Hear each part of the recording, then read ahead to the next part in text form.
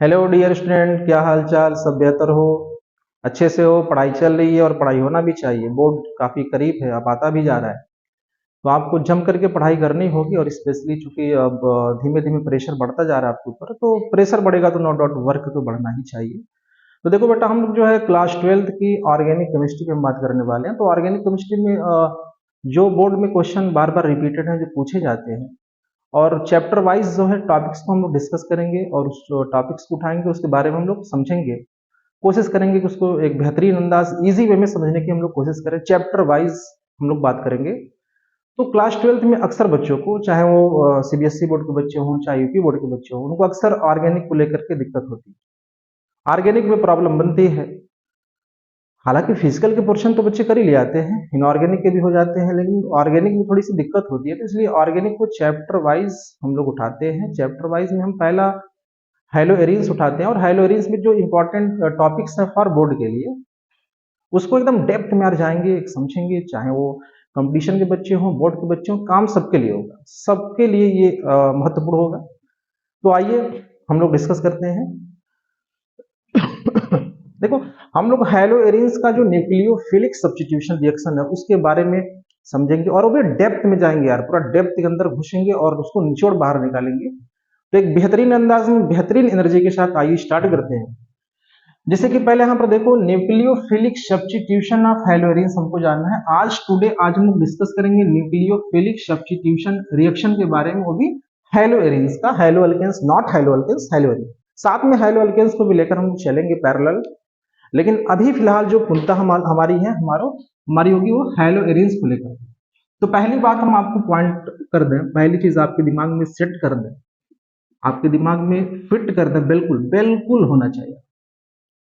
देखो, high-low arenes की जो बात हम करते हैं न्यूक्लियोफिलिक सब्स्टिट्यूशन की, तो हाइलो एरिन्स जो होते हैं आर एक्सट्रीमली एक्सट्रीमली ये जो एक्सट्रीमली लेस रिएक्टिव होते हैं, extremely less reactive, extremely less reactive towards nucleophilic substitution, nucleophilic substitution।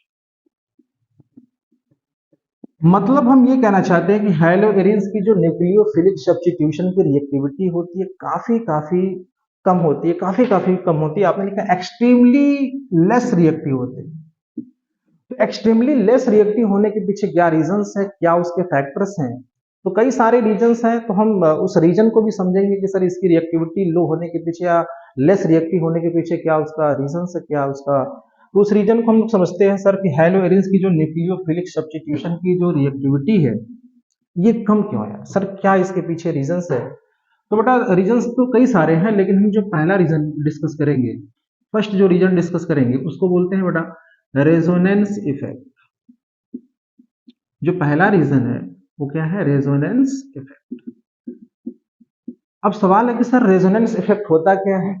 तो रेजोनेंस इफेक्ट के बारे में हम लोग समझते हैं कि सर रेजोनेंस इफेक्ट होता क्या है। देखो, हाइलो एरिन्स की बात करें तो बेंजीन के न्यूक्लियस से डायरेक्टली एक्स एटम होता है। एक्स क्या होता है? Halogen atom, fluorine, chlorine, bromine, iodine, ये सब हो सकते हैं। और इनके वैलेंस सेल में, वैलेंस सेल की बात करें तो 7 इलेक्ट्रॉन, 7 इलेक्ट्रॉन, वैलेंस सेल में 7 इलेक्ट्रॉन होते हैं। और ये हाइड्रोजन एटम बॉन्ड तो वन एक ही बनाता है, तो यानी कि एक इस कार्बन के साथ बॉन्ड बना लिया है। तो इस 7 में से 6 जो इलेक्ट्रॉन है वो नॉन बॉन्डेड है, नॉन बॉन्डेड इलेक्ट्रॉन कह सकते हैं। ये नॉन बॉन्डेड इलेक्ट्रॉन यहां पर इस तरह से इस एटम पर लोकलाइज्ड है। अब होता क्या है कि बेटा, आप केमिस्ट्री में थोड़ा बहुत जानते होंगे कि सर कॉन्जुगेशन, थोड़ा बहुत आपको आइडिया होगा सर कॉन्जुगेशन होता क्या है। चलिए, तो कॉन्जुगेशन का मतलब देखो ये होता है पाई बॉन्ड हो, सिग्मा बॉन्ड हो, और यहां पर कोई एटम हो, ग्रुप्स हो, आयंस हो, और उसके ऊपर हो सकता हो कि सर आप लोन पेयर ऑफ इलेक्ट्रॉन हो, नॉन बॉन्डेड ऑफ इलेक्ट्रॉन हो सकता हो, नेगेटिव चार्ज हो सकता है पॉजिटिव चार्ज हो सकता हो फ्री रेडिकल्स हो। तो इन सारे केसेस में वो कहलाता है कॉन्जुगेशन या कॉन्जुगेट सिस्टम कहलाता है। या आप उसी को कॉन्जुगेशन कह सकते हो।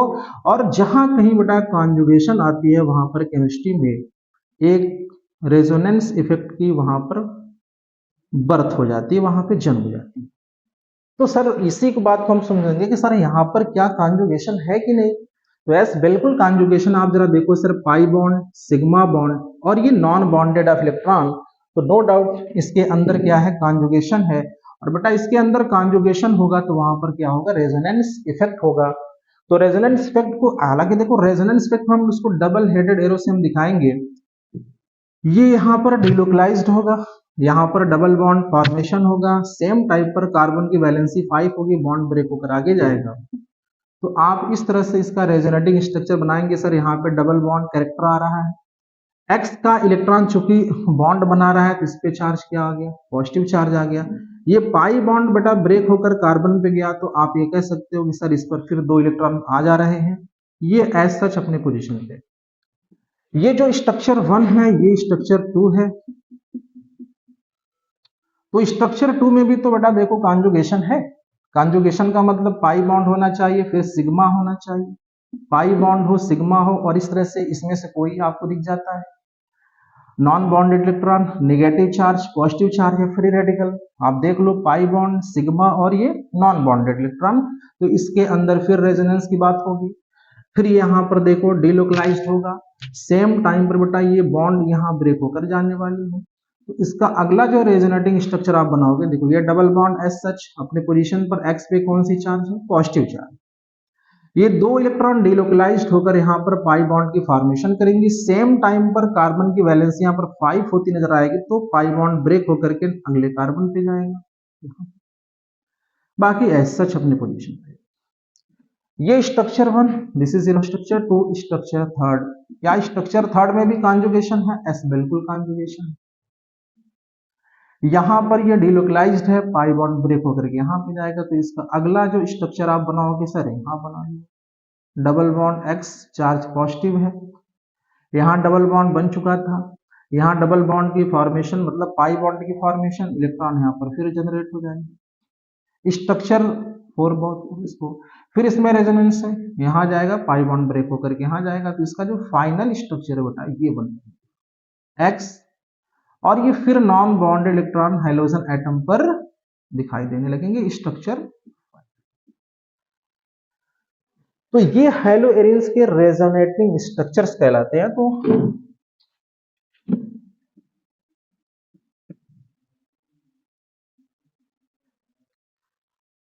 हैलो एरेंस के अंदर जो पहला रीजन था, हैलो एरेंस की जो रिएक्टिविटी थी काफी लो थी, तो काफी लेस थी, एक्सट्रीमली लो था या लेस था। तो इसकी जो पहली इफेक्ट थी या पहला रीजन था वो क्या था, रेजोनेंस इफेक्ट है। तो रेजोनेंस इफेक्ट में आपने कहा कि सर कॉन्जुगेशन होना चाहिए। हाइड्रोजन एटम के फ्लोरीन, क्लोरीन, ब्रोमीन, आयोडीन की बात करें तो इनके वैलेंस शेल में 7 इलेक्ट्रॉन होते हैं। हाइड्रोजन एटम बॉन्ड सिर्फ 1 बनाता है, तो 6 इलेक्ट्रॉन जो कि नॉन बॉन्डेड है, या इसी को आप लोन पेयर ऑफ इलेक्ट्रॉन में दिखाया, नॉन बॉन्डेड इलेक्ट्रॉन। फिर थोड़ा सा आप समझे कि सर कॉन्जुगेशन होता क्या है। देखो रेजोनेंस इफेक्ट या रेजोनेंस वहीं आएगा जहां पर कॉन्जुगेशन की बात होगी। तो बात कर रहे हैं सर कॉन्जुगेशन होता क्या है, पाई बॉन्ड, सिग्मा बॉन्ड और कोई एटम हो, ग्रुप हो या आयंस हो, उसके ऊपर क्या है, non bonded electron, negative charge, positive charge, free radical. इन सारे केसेस में अगर इस तरह की बात आती है कहीं पर तो आप बोलोगे सर वो कॉन्जुगेशन है। और जहां कहीं केमिस्ट्री में कॉन्जुगेशन आती है नो डाउट वहां पे क्या होती है, रेजोनेंस इफेक्ट पैदा होती है। और रेजोनेंस इफेक्ट के नाते तो ही सर हैलो एरेंस की जो रिएक्टिविटी है काफी लो है। इसी बात को हमको ने क्लियर किया है। इन सारे स्ट्रक्चर को मद्देनजर रखते हुए, यानी स्ट्रक्चर 1, 2, 3, 4 एंड 5, इनको केमिस्ट्री में आप बोलेंगे बेटा रेजोनेटिंग स्ट्रक्चर। क्या नाम दिया गया, रेजोनेटिंग स्ट्रक्चर। तो जो आपने यहां पर रेजोनेटिंग स्ट्रक्चर ड्रॉ किए, इन सारे स्ट्रक्चर का आप एक सिंगल स्ट्रक्चर बनाएंगे, यानी सब ये मर्ज होकर के एक नया चीज बनाएंगे, नया स्ट्रक्चर पैदा करेंगे। That structure is known as hybrid structure. Hybrid, और hybrid is the real structure, real.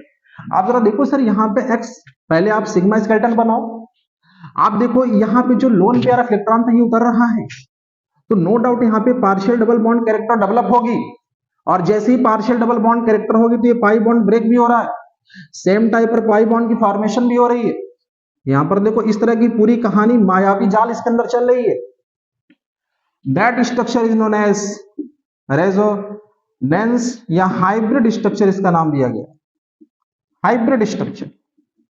और हाइब्रिड स्ट्रक्चर तो रियल हीरो है, यही स्ट्रक्चर क्या है इसका, रियल है। जो हाइब्रिड स्ट्रक्चर होते हैं is the real structure. Resonating structure imaginary structure. Imagine किया गया कि सर इस तरह की कांड डोंट हुई होगी, ये सब सोची हुई कॉन्सेप्ट है। एक्चुअल में होता है कि नहीं होता कौन जानता है, पर ये सब मनगढ़ंत कहानियां, सोची हुई कॉन्सेप्ट है। और बिल्कुल जरा देखो सर यहाँ पे क्या बन रहा है, कार्बन और एक्स के बीच में क्रिएट हो गया, बताओ क्या, पार्शियल। पार्शियल मतलब थोड़ा थोड़ा, पूरी नहीं, समझो कुछ। देखो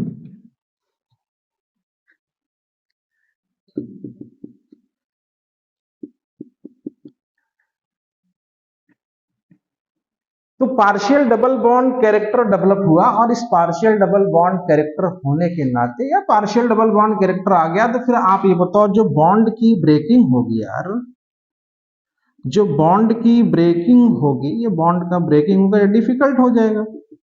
और बॉन्ड की ब्रेकिंग अगर डिफिकल्ट हो जाएगा तो फिर आसानी से इसकी जो न्यूक्लियोफिलिक सब्स्टिट्यूशन की जो रिएक्टिविटी है, अब इस बॉन्ड को ब्रेक करना क्या हो गया, टफ हो गया, क्योंकि कार्बन और एक्स हाइड्रोजन एटम के बीच में डबल बॉन्ड कैरेक्टर डेवलप हुआ। और डबल बॉन्ड कैरेक्टर डेवलप होने के पीछे जो पहला रीजन है that is known as resonance effect.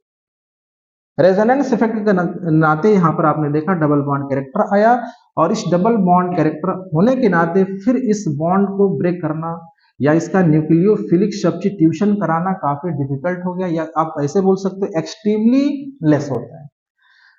तो आई होप पहला आपको पहला रीजन क्लियर हो गया है। सेकंड हम आते हैं रीजंस की बात करते हैं, तो इसको नोट करिए, फिर हम आगे चलते हैं।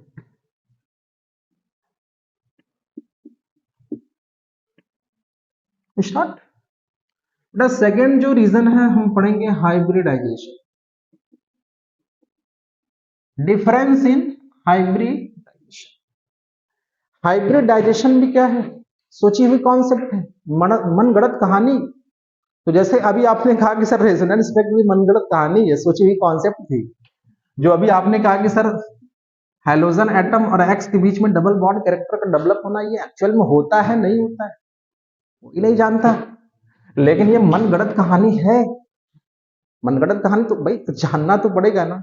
मान लो सपोज करो आप कमरे के अंदर आए और एक कटोरे में आपने लड्डू रखा हुआ था, आपने खाया, और इस लड्डू में दो तरह का टेस्ट आ रहा है भाई, मोतीचूर बेसन की। तो हमने कहा सर ऐसा क्यों, तो आप कहोगे कि सर आपके आने से पहले इस कमरे में कुछ कांड हुआ होगा, आपके आने से पहले कोई बंदा आया होगा, दो किस्म की लड्डू रखी गई होंगी, एक मोतीचूर एक बेसन।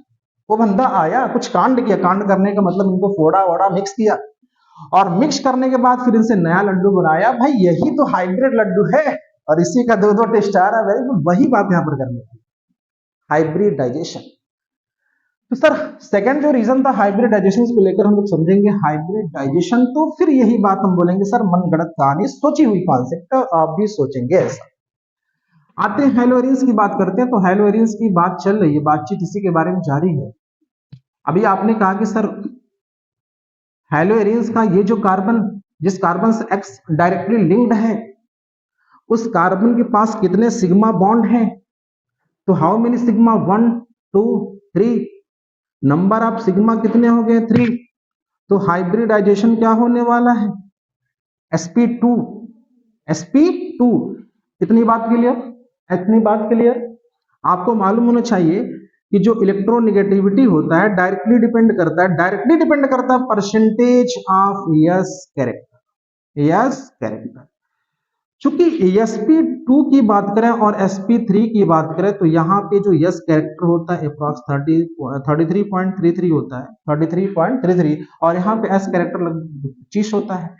चूंकि इसकी यस कैरेक्टर काफी ज्यादा है, तो यस कैरेक्टर ज्यादा होगी तो इलेक्ट्रोनेगेटिविटी भी ज्यादा होगी। जैसे मैं बात करता हूँ हैलो अल्केन्स की, तो हैलो अल्केन्स में आप क्या पढ़ते हो सर, हैलो अल्केन्स में इस कार्बन की हाइब्रिडाइजेशन sp3, यस कैरेक्टर 25% है, तो इस कार्बन की इलेक्ट्रोनेगेटिविटी इस कार्बन के मुकाबले कम है। तो जाहिर सी बात है, अब यहां पर बातचीत चल रही है, तो हैलो एरियंस में क्या है कि चूंकि इस कार्बन के जिस कार्बन से X लगा है उसकी हाइब्रिडाइजेशन आपने बोला कि सर sp2 है, यस कैरेक्टर ज्यादा है, तो यहाँ पे जो बॉन्ड पेयर इलेक्ट्रॉन है, ये जो शेयर्ड इलेक्ट्रॉन है, उन शेयर्ड इलेक्ट्रॉन को ये कार्बन टाइटली होल्ड करेगा। क्या करेगा? टाइटली होल्ड करेगा। और जब टाइटली अपनी तरफ होल्ड कर लेगा तो फिर न्यूक्लियोफाइल जो होगा, जो न्यूक्लियोफाइल है, इस बॉन्ड को इजिली ब्रेक नहीं कर पाएगा। तो ये दूसरा रीजन था, सेकंड रीजन। आई होप आपको टॉपिक्स क्लियर हुई होगी। थैंक यू बेटा।